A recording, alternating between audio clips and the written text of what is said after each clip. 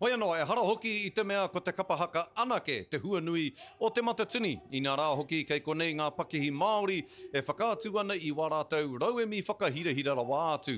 Nā, kei wainga nui I ngā toa taupua o e nei pakihi Māori nei.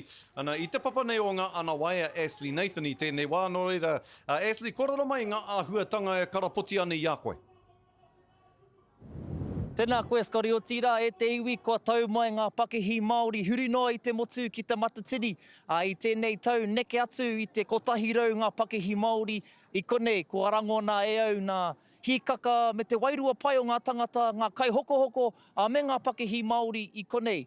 Kua whakarōpuhia ngā toa I konei, etahi mo te kai, etahi mo te mātauranga, etahi mo te kākahu. Heoi anō, ko te mea nui, ko te rere pai o te wairua. Hoi anō, kua whaiwāhi atu ahau ki te kōrero ki etahi o ngā toa, o ngā pakihi Māori I konei, anei te whakamāramatanga atu, ka tahuria ke tātou. Tai mai ngā pakihi Māori huri noa I te motu ki te matatini, kia tō haina I o rātou pūkenga me o rātou taonga. Almost immediately, as soon as you're opening up the gate, like open up the doors, there's like people rushing in and... I te timatanga o tēnei ara o Māua, koi nei te moimoe kia haere mai Māua, kia mauria mai tō Māua kaupapa ki konei. Aha koa te pārekareka o te noho, no e tahi no kahungunu, he haere ngā uaua I runga anō I ngā huarere o te wā. Obviously we've been preparing to come here for the last 3 months.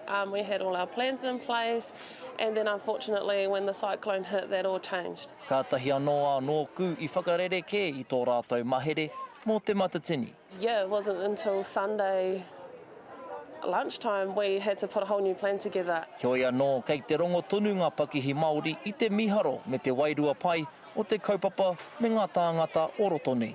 Aha ko ngā karawhiunga o te wā, kei te ora tonu te kaupapa, o tira te taiao nei, kei te rongo I te ao Māori.